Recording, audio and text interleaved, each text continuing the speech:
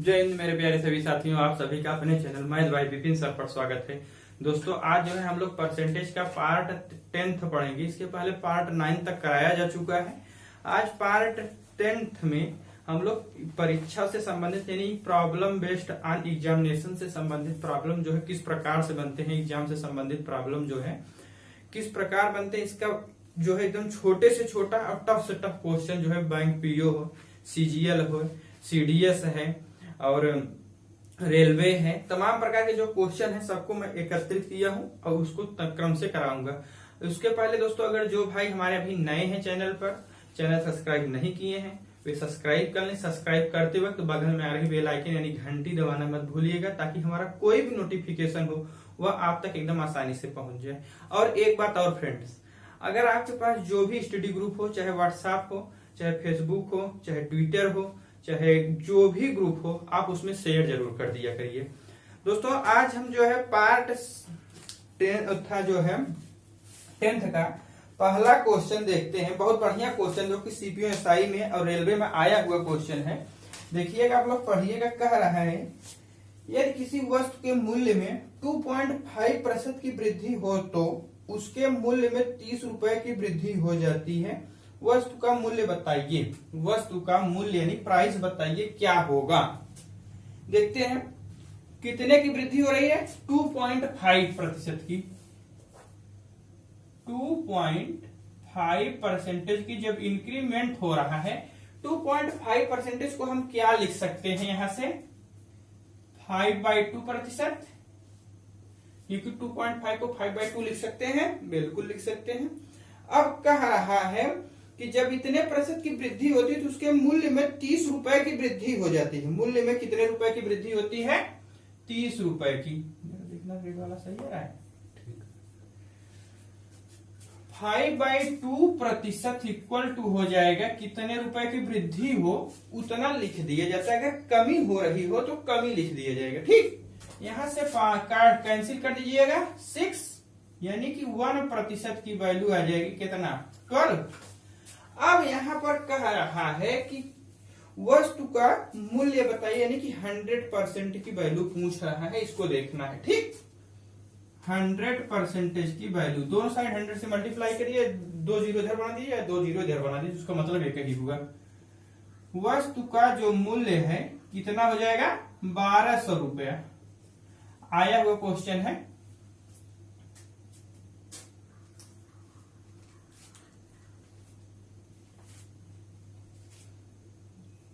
सही है ना?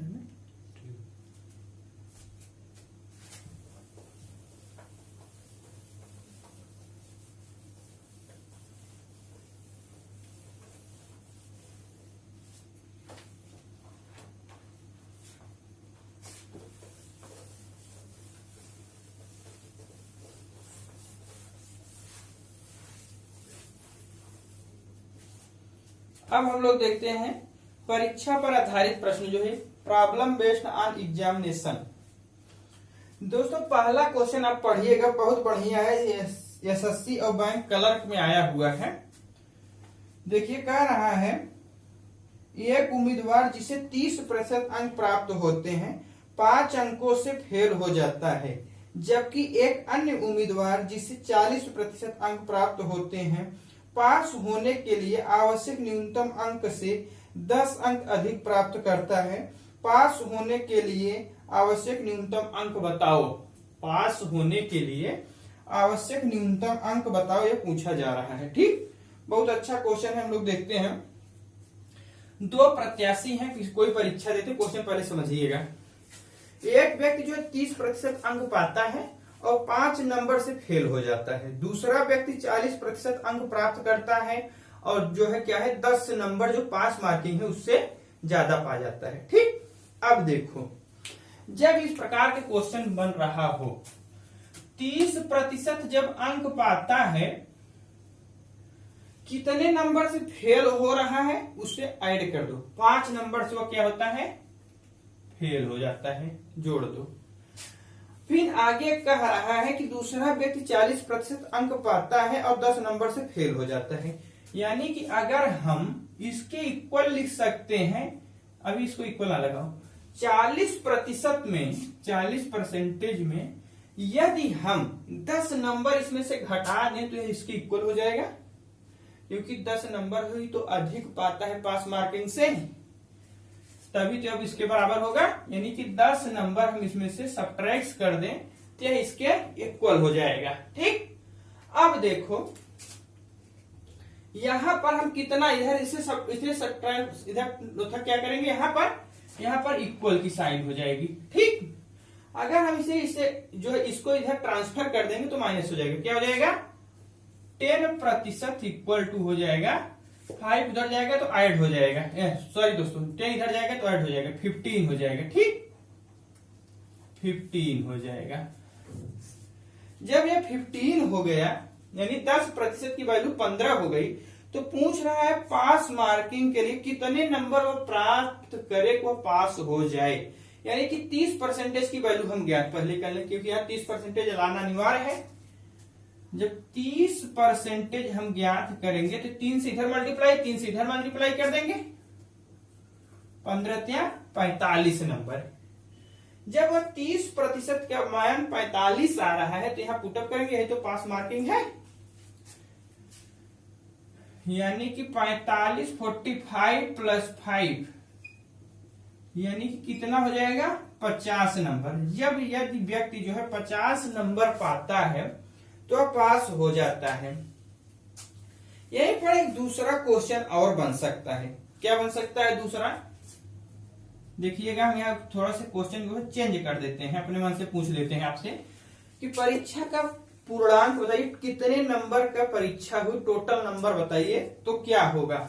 यानी कि 10% यानी 100% की वैल्यू पूछ दिया। इस बार पूछ रहा है टोटल नंबर ऑफ पूर्णांक क्या है, टोटल नंबर ऑफ कितने नंबर के पेपर हुए यह बताइए।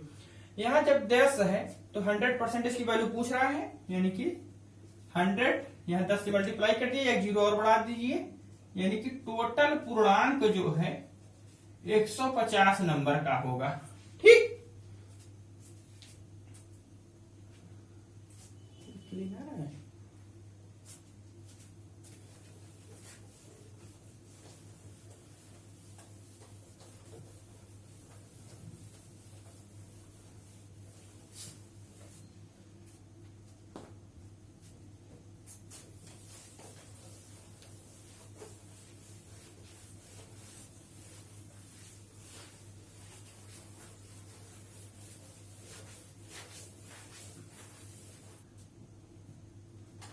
देखते हैं नेक्स्ट क्वेश्चन जो है सीजीएल मेंस में आया हुआ है।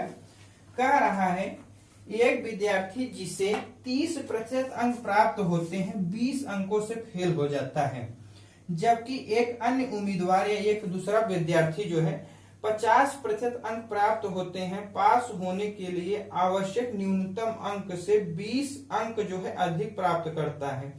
पास होने के लिए आवश्यक न्यूनतम अंक बताओ। पास होने के लिए कितना अंक हमें आवश्यक है यह बताना है। सीजीएल मेंस का क्वेश्चन बहुत बढ़िया क्वेश्चन है, देखते हैं। बहुत इजी है, घबराने की कोई जरूरत नहीं है, साल में 1 मिनट में आप कर देंगे। कह रहा है 30% अंक प्राप्त करता है 20 अंकों से फेल हो जाता है। ठीक, जितना प्रतिशत अंक प्राप्त कर रहा हो, अगर फेल हो रहा है उसमें ऐड कर दो। 30% पाता है 20 नंबर से फेल हो जाता है, इसको हम जोड़ दिए यानी कि ऐड कर दिए। दूसरा उम्मीदवार है 50% अंक प्राप्त करता है 20 अंक अधिक पाता है। जब उसमें से 50% में से 20 अंक हटा देंगे यानी कि उसका क्या होगा, पास मार्किंग इक्वल के बराबर होगा। यदि यह देखो 30 अंक पाता है 20 नंबर से फेल हो जाता है, यानी कि 30% जो है इसका हम ऐड करिए उसमें 20 नंबर और जोड़ दीजिए, क्या हो गया, पास मार्किंग के बराबर हो गया। ठीक, अब दूसरा व्यक्ति जो पाता है 50 नंबर, क्या हो जाएगा, 50% पाता है, 50 नंबर नहीं 50% पाता है 20 नंबर अधिक पाता है पास से। यदि इसमें से हम 20 सब्ट्रैक्ट कर दें, ठीक, तो यह क्या हो जाएगा, पास मार्किंग के बराबर। अब यह और यह क्या होगा, इक्वल कर दिए। अब इसे एक साइड कर लीजिए परसेंटेज वाले को और अंक वाले को एक साइड कर दीजिए, यानी कि 20% की वैल्यू, थोड़ा धीमी चल रहा है,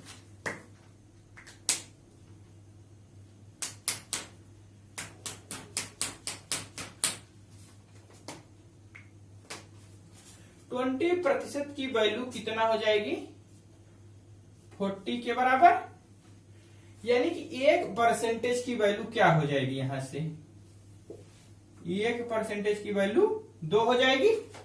कह रहा है कि परीक्षा का पास मार्किंग बताइए, कितना नंबर पाए वह व्यक्ति तो पास हो जाएगा। या कह लीजिए कि यहां से आप 50% निकालिए, 50% यहाँ 50 से मल्टीप्लाई कर देंगे, 100 हो जाएगा। 100 में से 20 सब्ट्रैक्ट कर देंगे, ठीक, तो क्या हो जाएगा 70। या कह लीजिए कि आप 30% निकालिए, 30% निकालने के लिए इधर क्या होगा, 30 से मल्टीप्लाई, और इधर जब 30 से हो जाएगा क्या हो जाएगा, 3 दूनी 60। यानी कि जब 60 इधर हो गया, 60 यहां पर रख दीजिए, और 60 में अगर 20 हम जोड़ देते हैं, 60 में यहां रखिएगा,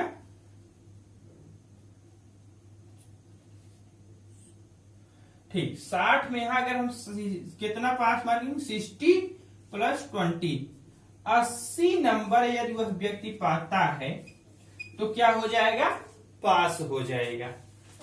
दूसरा क्वेश्चन यहीं पर अपने मन से हम बना सकते हैं कि टोटल नंबर ऑफ पूर्णांक परीक्षा कितने नंबर की हुई, यह पूछा कर जाए तो क्या होगा। यानी कि 100% की वैल्यू पूछा जा रहा है। दूसरा क्वेश्चन बन सकता है कुल पूर्णांकों की संख्या, टोटल नंबर ऑफ पूर्णांक कितना होगा, 100% की वैल्यू पूछी जा रही है। यानी कि यहाँ पर जो है 100 बना दीजिए, यहाँ 100 से मल्टीप्लाई, इधर भी 100 से मल्टीप्लाई, यानी कि 200 नंबर का टोटल पूर्णांक जो है कितने की होगा, 200 नंबर का, ठीक।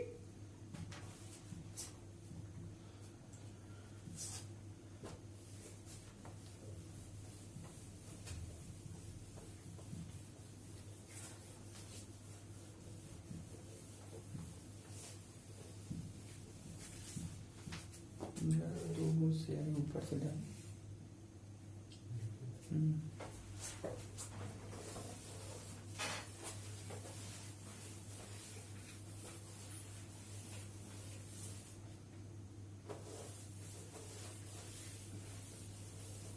अगर दोस्तों अच्छा लग रहा हो तो लाइक कीजिएगा, शेयर जरूर कीजिएगा। जो भाई अभी तक चैनल सब्सक्राइब नहीं किए हैं वे सब्सक्राइब अवश्य कर लें, ताकि उन्हें किसी भी प्रकार कोई दिक्कत हो। सब्सक्राइब करते वक्त तो बगल में आ रहे बेल आइकन यानी घंटी को दबाना मत भूलिएगा। आपके पास जो भी स्टडी ग्रुप हो आप उसमें शेयर डियर जरूर कर दिया करिए। आपके पास जो भी ग्रुप हो, चाहे फेसबुक हो, चाहे व्हाट्सएप हो, चाहे जो भी हो, आप डियर शेयर जरूर किया करिए, ठीक। आपको जो भी हम क्वेश्चन यहाँ करा रहे हैं सब के सब क्वेश्चन, कोई सीजीएल का है, कोई सीपीएसआई का है, कोई जो है बैंक पीओ का है, कोई बैंक क्लर्क में आया हुआ है, सब के सब क्वेश्चन, जो कोई रेलवे का क्वेश्चन है और कोई क्वेश्चन एलआईसी में आए हुए हैं, सब के सब क्वेश्चन जो है किसी न किसी एग्जाम में आए हुए हैं। कोई क्वेश्चन ऐसा नहीं जो किसी एग्जाम में न आया हुआ हो। अब हम लोग जो है नेक्स्ट क्वेश्चन देखते हैं, पढ़िएगा, जो कि सीपीएसआई और बैंक में आया हुआ क्वेश्चन है। एक परीक्षा में परीक्षार्थियों के 52% अंग्रेजी में अनुत्तीर्ण हुए और 42% गणित में, तद अनुसार यदि दोनों विषयों में 17% अनुत्तीर्ण रहे हो तो उन दोनों विषयों में अनुत्तीर्ण परीक्षार्थियों का प्रतिशत कितना था। उन दोनों विषयों में अनुत्तीर्ण, जो नहीं कि जो अनुत्तीर्ण मतलब जो फेल हो गए हो, कितना रहा होगा, कितना प्रतिशत रहा है। बहुत बढ़िया क्वेश्चन है, देखते हैं। देखिएगा, अगर पहले हम फेल लिख रहे हैं तो यहां भी फेल लिख लेंगे, यहां भी जो है फेल लिख लेंगे, ठीक। अब इसके बाद बोथ लिख लेते हैं, जो दोनों में हो, बोथ फेल, ठीक। अभी को साफ चल रहा है ना। कह रहा है कि 52%, 52% विद्यार्थी अंग्रेजी में फेल हो जाते हैं, यानी कि इंग्लिश में 52% विद्यार्थी फेल होते हैं।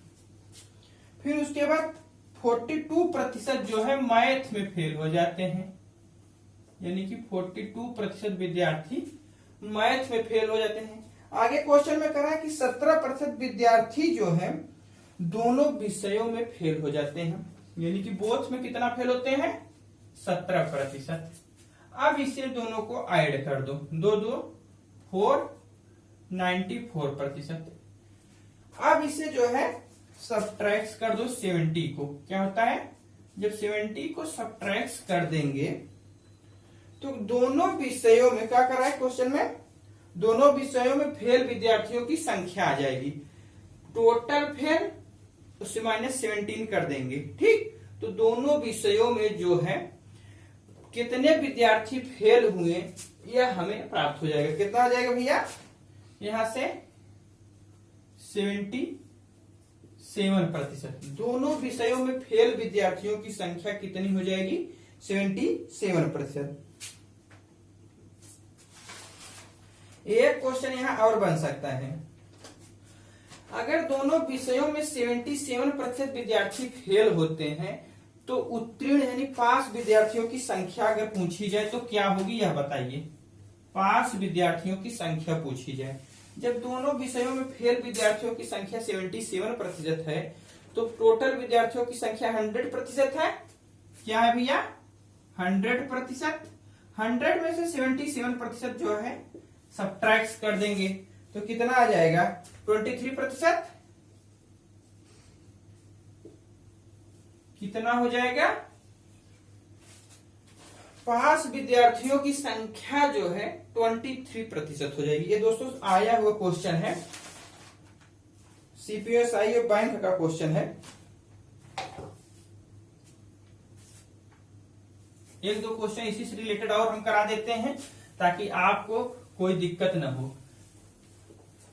कोई भी क्वेश्चन ऐसा नहीं होगा जो आपको समझ में आए। एक ही टाइप के कम से कम 2, 3, 4 क्वेश्चन करेंगे। जो टफ क्वेश्चन होंगे उन्हें 3 टाइप के, 4 टाइप के। अब जो हम लोग क्वेश्चन कर रहे हैं ना, ये अपने एवरेस्ट पोजीशन पे हम लोग चल रहे हैं। ठीक है, टफ से टफ क्वेश्चन को सॉल्व हम लोग कर रहे हैं। आपको कोई दिक्कत नहीं होगा। अगर वीडियो एक बार न समझ में आए तो दोबारा देखिएगा, दोबारा न समझ में आए तिबारा देखिएगा, क्योंकि कोई चीज जो होती है ना, एक बार हो सकता है समझ में न आए। हमको भी एक बार में समझ में नहीं आया था, आपको भी हो सकता है नहीं आए। दोबारा देखिएगा, दोबारा नहीं समझ में आएगा तिबारा देखिएगा, क्योंकि रिवीजन मस्ट बी कंपलसरी। आप जितनी बार किसी चीज को रिवीजन करेंगे वह चीज उतना ही आपको इजी लगने लगेगी। रिवीजन नहीं करेंगे तो कोई भी चीज कितना भी इजी हो वह आपको एकदम टफ से टफ लगने लगे, क्योंकि जो चीज आप धीरे धीरे देखना भूल जाते हैं या छोड़ देते हैं वह चीज धीरे धीरे भूलने लगते हैं। अभी हम ही आपको कुछ दिन न देखें तो हम आपको भूल जाएंगे, आप हमें न कुछ दिन देखें आप हमें भूल जाएंगे। इसी प्रकार कोई चीज आप अगर लगातार कंटिन्यू देखते रहते हैं तो दिमाग में क्या होता है, धीरे धीरे फीड हो जाती है और चीज जो है इजी लगने लगती है। बस यही चीज है, बाकी कोई चीज न इजी न होता है और न तो कोई चीज टफ होता है। कोई चीज जो सीख गए वो इजी हो गई, जो चीज नहीं आ रही वो टफ हो गई, बस यही होता है। और न तो कोई इजी होता है न तो कोई चीज टफ होता है। ठीक,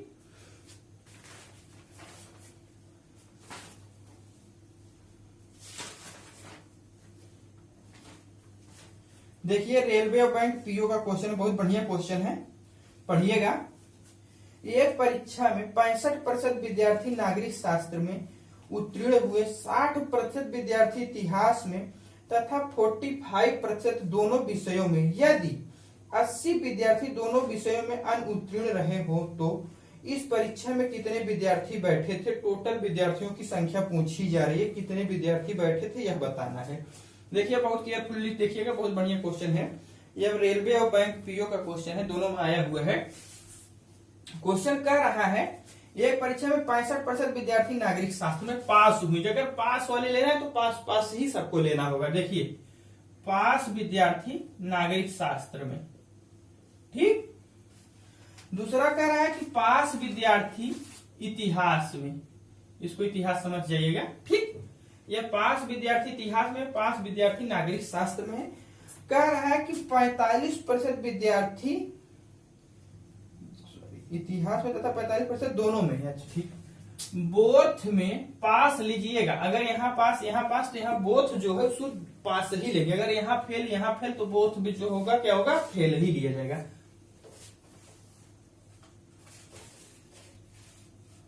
बोथ में पास लिया जाएगा, ठीक।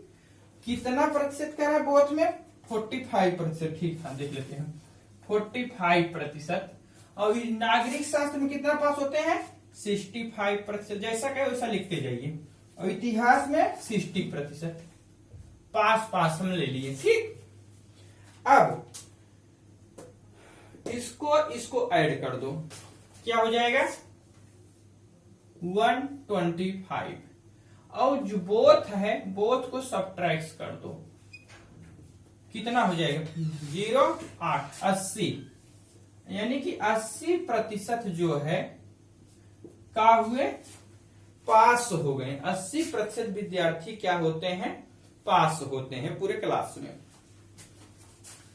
अब देखो मजेदार बात, 80% विद्यार्थी पास हो जाते हैं तो फेल कितना हुए। क्वेश्चन में दिया है कि 80 विद्यार्थी दोनों विषयों में अनुत्तीर्ण हो जाते हैं, यानी कि फेल हो जाते हैं। तो जब 80% पास हो गए हैं तो फेल की कितनी संख्या हुई, तो डियर टोटल 100 होता है। 100 में से अगर हम 80 सब्ट्रैक्ट कर देंगे तो हमें 20 बचेगा, यानी कि 20% स्टूडेंट ऐसे हैं जो कि फेल हो जाते हैं। किसके बराबर होगा, 80 के। ठीक, यानी कि 1% की वैल्यू यहां से निकाल लेंगे हम। 1% की वैल्यू कितना हो जाएगी 4, यानी कि 1% की वैल्यू यहां पर 4 हो जाएगी। टोटल विद्यार्थियों की संख्या पूछी जा रही है, यानी कि 100% की वैल्यू पूछी जा रही है, कितना हो जाएगी 2 जीरो इधर बना दीजिए, 2 जीरो इधर बना दीजिए, यानी कि 400। टोटल विद्यार्थियों की संख्या जो है कितना हो जाएगी, देखते हैं। टोटल विद्यार्थियों की संख्या यानी कि 100% की वैल्यू कितना हो जाएगी 400। ठीक, अब देखो यहां पर कई क्वेश्चन बन सकते हैं। नागरिक शास्त्र में पास विद्यार्थियों की संख्या हम यहां अपने मन से जैसे पूछ ले रहे हैं। नागरिक शास्त्र में देखो यहां जितनी पॉसिबिलिटी बन सकती है क्वेश्चन को चेंज करने की, सारी पॉसिबिलिटी जो है हम दिखाते हुए चले, क्योंकि आपको देखो रटने की जरूरत नहीं है, आपको समझने की जरूरत है, ताकि आपको समझ में आए और पढ़ाई ऐसी कीजिए जो एग्जाम में काम आए। ठीक, देखिए जितना भी पॉसिबिलिटी बनेगी इसमें क्वेश्चन पूछने की सारी हम एक्सप्लेन कर देंगे। ठीक, यह नहीं कि हम ऐसे रट के बता रहे, ऐसे नहीं कहीं करते ही नहीं। अब पूछना कि नागरिक शास्त्र में जो विद्यार्थी कितने पास हुए यह बताइए। 1% की वैल्यू 4 है, नागरिक शास्त्र में कितने पास होते हैं 65%, यानी कि नागरिक शास्त्र में पास विद्यार्थियों की संख्या 65 इंटू 4। ठीक, 65 इंटू 4 करेंगे कितना आ जाएगा 4 × 5 = 20, 4 × 24 = 24, 26 260। ठीक, अब इसी में पूछ दे कि इतिहास में पास विद्यार्थियों की संख्या 60%, 1% की वैल्यू 4 है तो 60% इसका निकाल लेंगे। ठीक, यानी कि 60 से बोथ साइड मल्टीप्लाई कर देंगे, यानी कि इतिहास में पास तीसरा क्वेश्चन बन सकता है। देखिएगा इतिहास में पास यानी कि 60 इंटू 4 6 × 24, यानी कि 240 विद्यार्थी ऐसे हैं जो कि इतिहास में पास होते हैं। अब हम यहाँ एक और क्वेश्चन बना सकते हैं, बोथ दोनों विषय में पास विद्यार्थियों की संख्या कितनी है 45%। 1% की वैल्यू यहाँ इसे आप लोग निकालेंगे। ठीक, दोनों विषयों में पास विद्यार्थियों की संख्या आप बताएंगे। ठीक, अगर डियर अच्छा लग रहा हो, समझ में आ रहा हो तो लाइक कीजिएगा, शेयर जरूर कीजिएगा। आप सब्सक्राइब भी कीजिएगा। सब्सक्राइब करते वक्त बगल में आ रही घंटी यानी बेल आइकन को दबाना मत भूलिएगा, ताकि हमारा कोई भी नोटिफिकेशन हो यानी अगला वीडियो आप तक एकदम आसानी से पहुंचता रहे। और एक बात है कि आप लोगों के पास जो भी ग्रुप हो, चाहे फेसबुक हो, चाहे व्हाट्सएप हो, चाहे जो भी हो, उसमें आप शेयर जरूर कर दिया करिए। ठीक,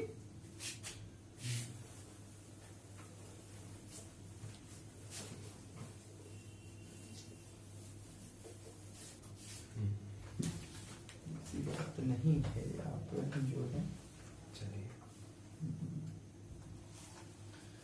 ठीक है, देखते हैं नेक्स्ट क्वेश्चन बैंक पीओ का है।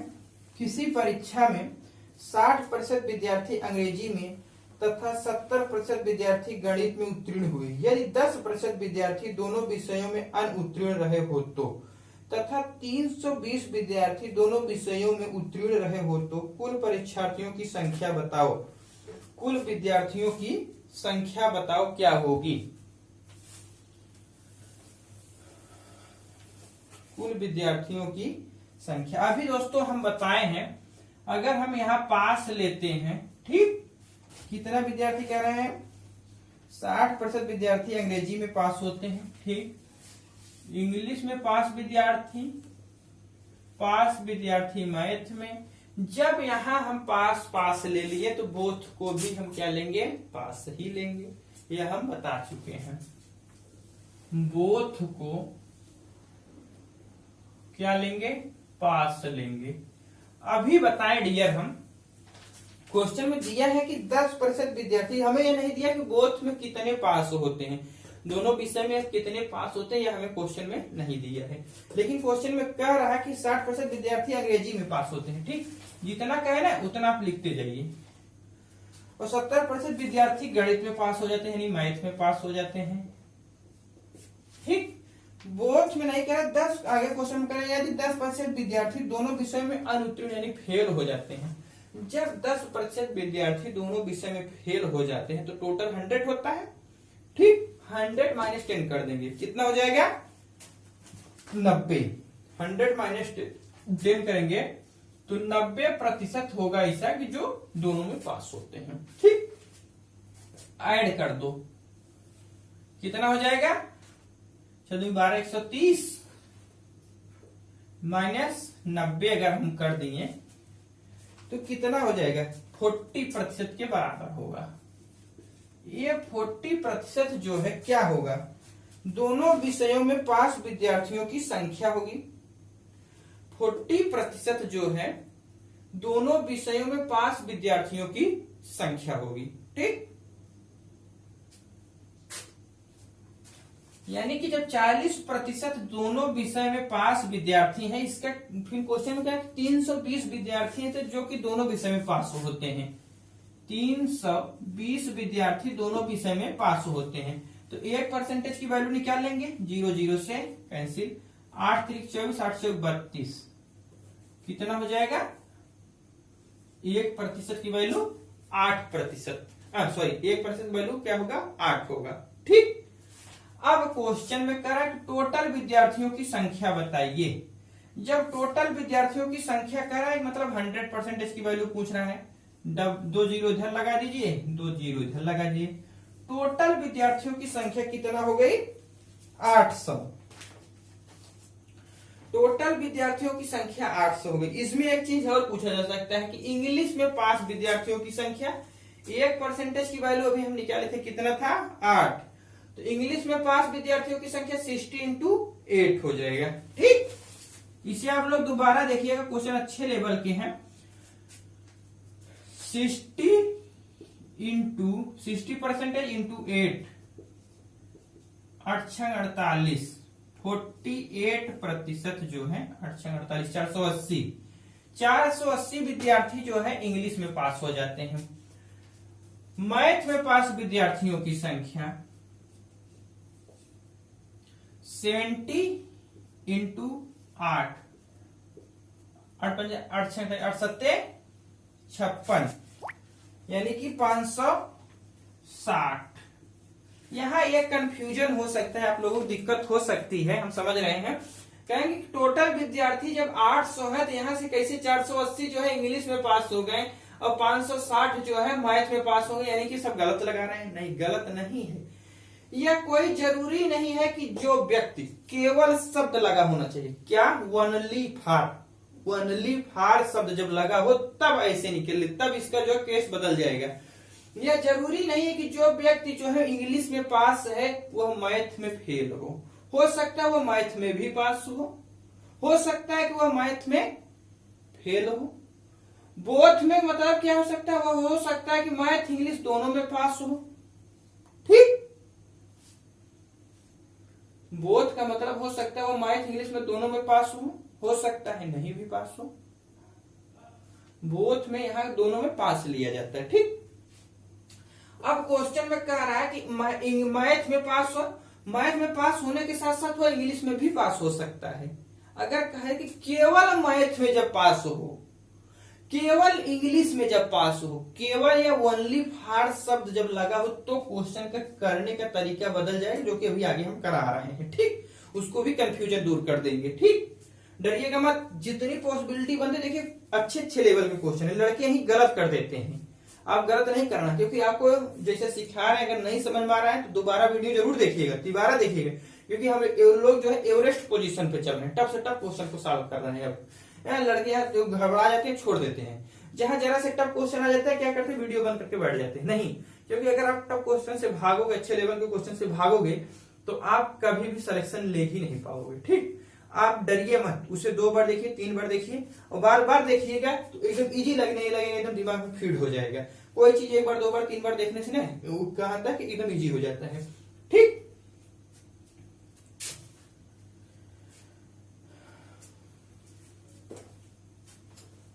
इसका एक दूसरा मेथड भी है वेन डायग्राम से बना के, लेकिन वो लेंदी पड़ जाता है।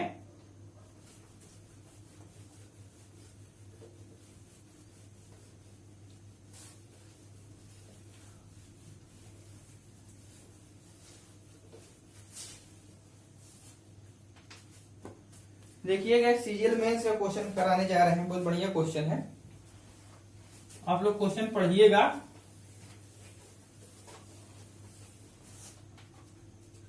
कह रहा है एक व्यक्ति की वार्षिक आय 2 लाख रुपए से बढ़ी है, लेकिन उस आय पर टैक्स जिसका उसे भुगतान करना है वह 20% से 16% तक कम हो गया है। वह अब पहले की तरह ही कर का भुगतान करता है। उसकी बढ़ी हुई आय क्या है, यानी उसकी बढ़ी हुई इनकम क्या है, आय क्या है, यह बताना है। ठीक, मान लेते हैं कि पहले उस व्यक्ति की आय इनकम क्या थी, ए रुपए या बी रुपए या एक्स रुपए या वाई रुपए, कुछ भी मान लीजिए अब। ठीक, मान लेते हैं पहले उस व्यक्ति की जो है इनकम, जो देखिए सीजीएल मेंस का क्वेश्चन है, अच्छे लेवल का क्वेश्चन है, डरिएगा और ये मत। ठीक, एक पहले उस व्यक्ति की आय मान लेते हैं ए रुपए है, और जब ए रुपए है उस पर कितना टैक्स देता है, वह 20% अपना टैक्स दे देता है। ठीक, आगे क्वेश्चन में कह रहा है कि उसकी जो है बाद में जो उसकी आय हम मान लेते हैं कितना हो जाती है, बी रुपए, अब टैक्स जो है 16% देता है। ठीक, यानी कि ए बाई बी का रेशियो क्या हो जाएगा, 4/5, यानी कि पहले उसकी इनकम यदि 5 शुरू में 4 रुपए थी, बाद में टैक्स कम होने के कारण इनका जो है आय जो है क्या हो जाती है 5 रुपए, बाद में इनको जो है आय क्या है 5 रुपए, 2 लाख रुपए जो बढ़ता है बाद में उसकी आय क्या हो जाती है 5 रुपए। इंक्रीमेंट कितने का हुआ, 1 का, क्योंकि पहले शुरू में क्या था 4 रुपए, बाद में क्या हो जाता है 5 रुपए। कितने की वृद्धि हुई, 1 की नहीं, 1 की वृद्धि नहीं होती, क्योंकि क्वेश्चन में कह रहा है कि 2 लाख रुपए बढ़ता है, यानी कि 2 की वृद्धि हो जाती है। कितने की इंक्रीमेंट हुआ, 2 का। ठीक, इसी प्रकार उसकी बाद में इनकम जो है 5 न होकर 5 से 2 गुना ज्यादा होगी, यानी कि 10 लाख रुपए होगी। बाद में उसकी इनकम जो है 10 लाख रुपए होगी।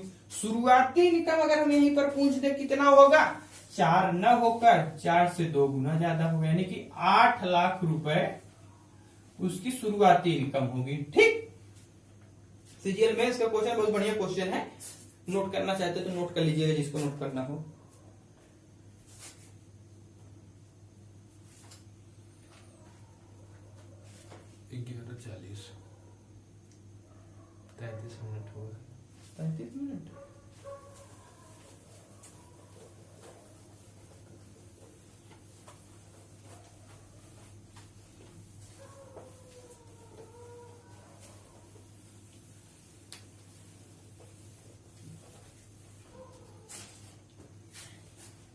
रिफ्लेक्ट तो नहीं हो रहा है ना, जरा बीच में होगा।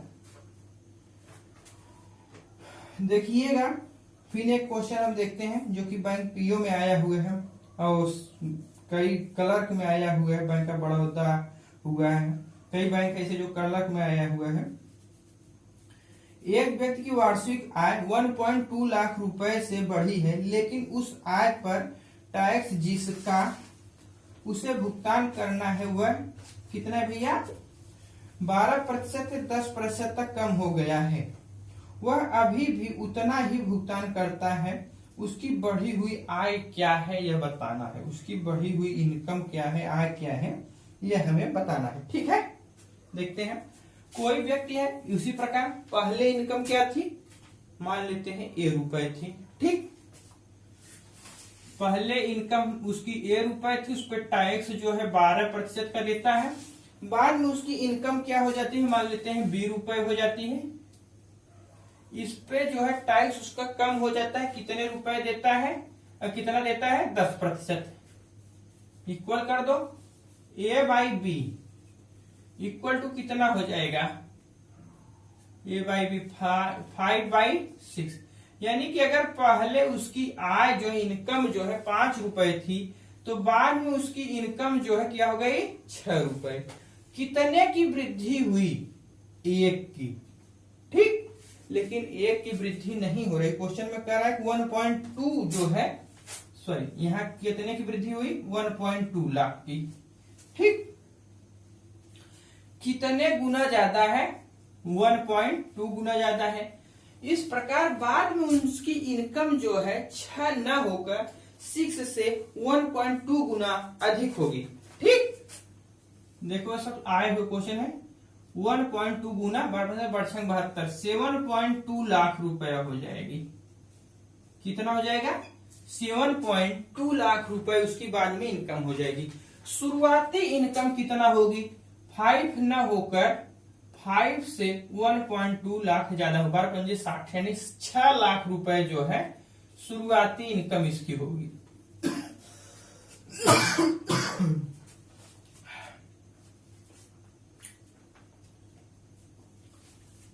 शुरुआती इनकम क्या होगी, 6 लाख रुपए।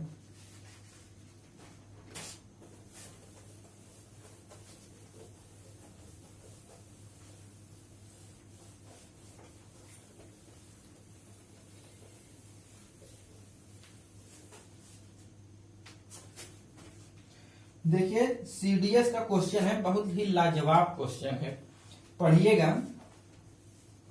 इतने बड़े क्वेश्चन को आप करने में कितना समय लेंगे बताइए। इतने बड़े क्वेश्चन को करने में लोग क्या करते हैं, क्वेश्चन छोड़ ही देते हैं। क्वेश्चन समझ ही नहीं आता जो आपके सामने लगा हुआ है। ठीक है, ये कहते हैं कि समझ में नहीं आ रहा, क्या करें, कैसे करें। पढ़िएगा, हम पढ़ के सुनाते हैं।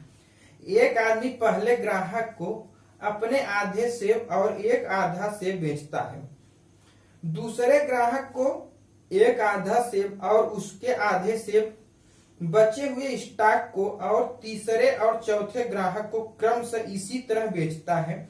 वह पाता है कि उसके पास अब 7 सेब, 7 यानी 7 सेब बचे हैं। तो बताओ उसके पास कितने सेब थे, तो बताओ उसके पास कितने सेब थे, यह बताना है हमें। इस क्वेश्चन को करने में मात्र और मात्र हम 3 सेकंड के ऊपर समय नहीं देंगे आपको, ओनली फॉर 3 सेकंड। आपको लगेगा कि इतना बड़ा क्वेश्चन कैसे 3 सेकंड होगा, 3 सेकंड ज्यादा बता रहे हैं। ठीक है, 3 सेकंड हम ज्यादा बता दे रहे हैं।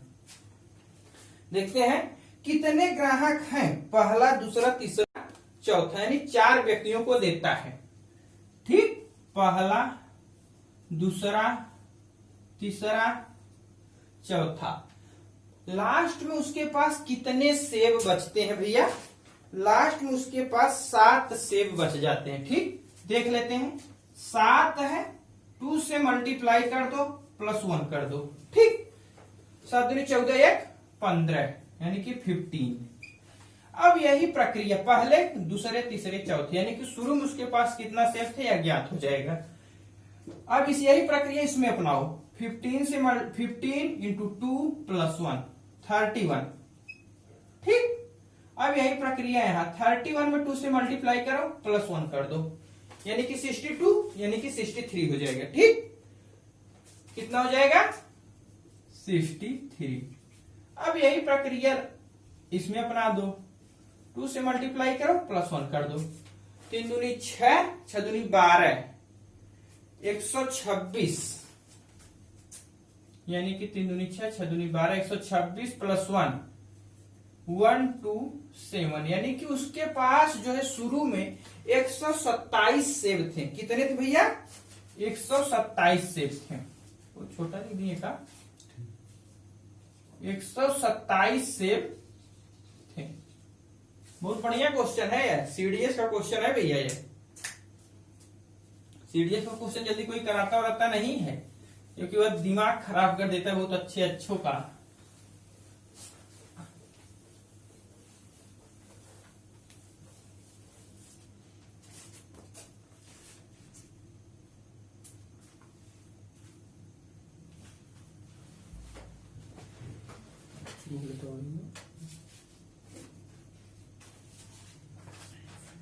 देखते हैं हम नेक्स्ट क्वेश्चन, जो कि एक क्वेश्चन इसी से रिलेटेड हम और करा देते हैं ताकि आपको जो समझ में ना आया हो पूरा समझ में आ जाए।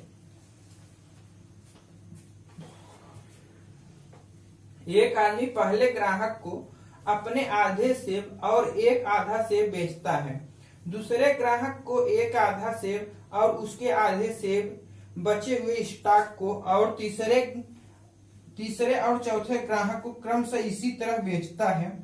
वह पाता है कि उसके पास अब 5 सेब बचे हैं। उसके पास कितने सेब थे?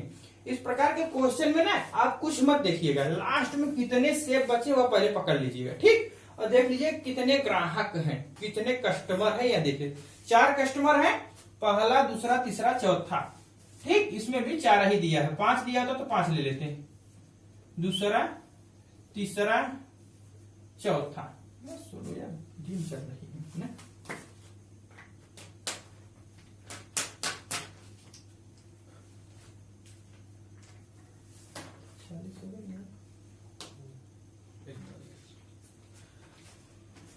लास्ट में उसके पास 5 सेब बचे हैं, 4 कस्टमर है, लिख लेते हैं, ठीक। देखो 5 इंटू 2 प्लस 1, 5 10 है कि 11, ठीक। यही प्रक्रिया यहां अपनाएंगे।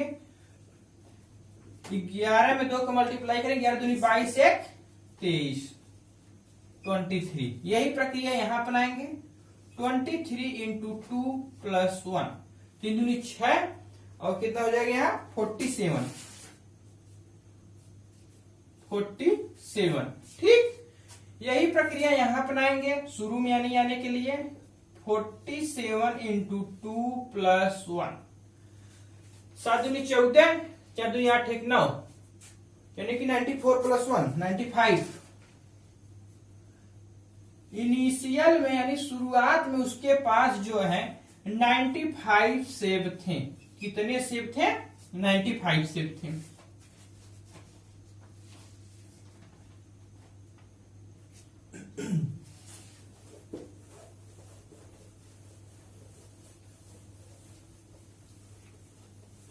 अगर डियर अच्छा लग रहा हो तो लाइक जरूर कीजिएगा, शेयर कीजिएगा, सब्सक्राइब जरूर कीजिएगा। सब्सक्राइब करते वक्त बगल में आ रही बेल आइकन यानी घंटी को दबाना मत भूलिएगा। आपके पास जो भी स्टडी ग्रुप हो आप उसमें शेयर जरूर कर दिया करिए, ठीक। हम डियर आपके लिए इतनी मेहनत करते हैं, आप शेयर जरूर, ईमानदारी पूर्वक आप लोग शेयर जरूर कर दिया करिए।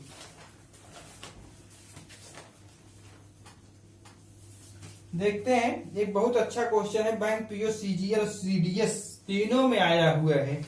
बहुत लाजवाब क्वेश्चन है तो क्वेश्चन बहुत ही इजी, लेकिन उसको जो है लैंग्वेज इतना ट्रिकी क्वेश्चन है कि जिसका की तारीफ कितना भी की जाए वह कम ही है, ठीक। देखिएगा, पढ़िएगा। 2 छात्र एक परीक्षा के लिए उपस्थित हुए।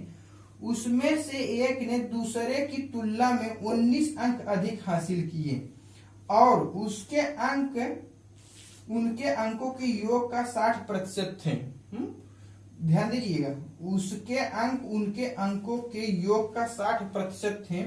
उनके द्वारा प्राप्त अंक हैं, उनके द्वारा जो क्या अंक प्राप्त करते हैं यह बताना है। बैंक पीओ, सीजीएल मेंस और सीडीएस में भी आया हुआ क्वेश्चन है। बहुत ही अच्छा, बहुत ही शानदार क्वेश्चन है। देखिएगा 60%, थोड़ा सही डालो यार, बहुत वीक चल रही है, सही डालो इसमें, वीकनेस मजा नहीं आ रहा है लिखने में।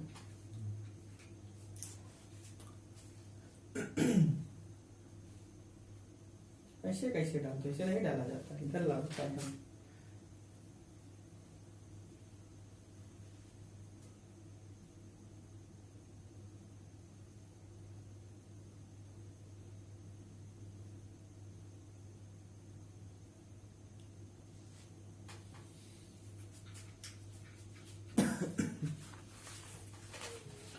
देखिएगा 60% को हम क्या लिख सकते हैं भैया?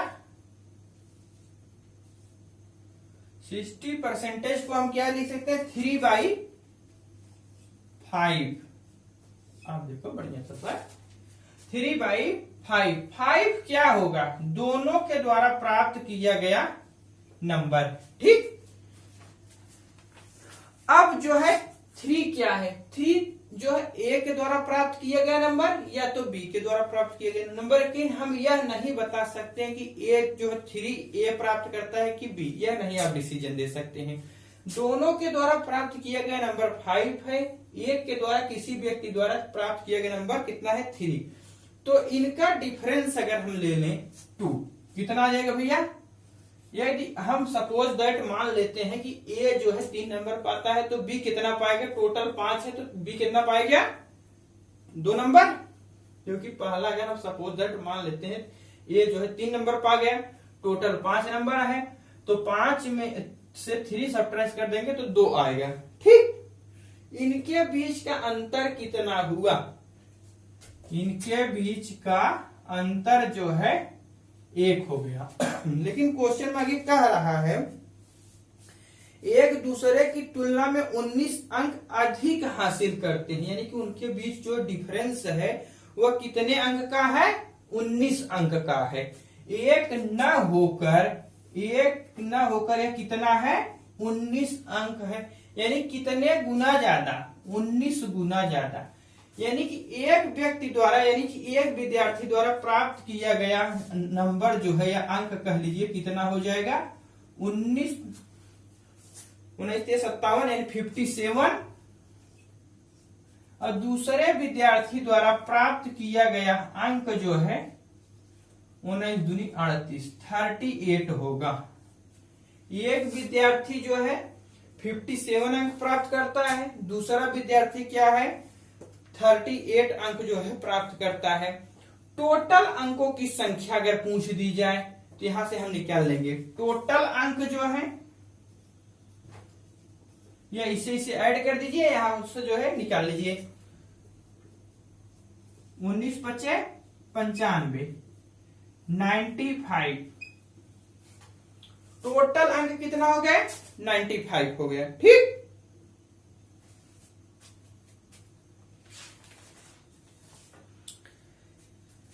एक क्वेश्चन हम लोग और देखते हैं जो कि सीजीएल मेंस का है।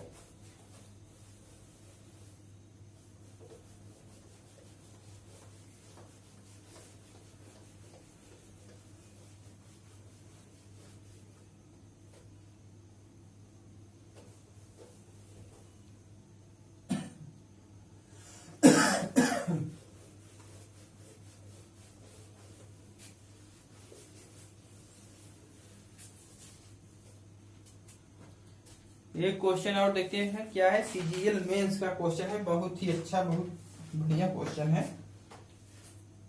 2 वस्तुओं की कीमत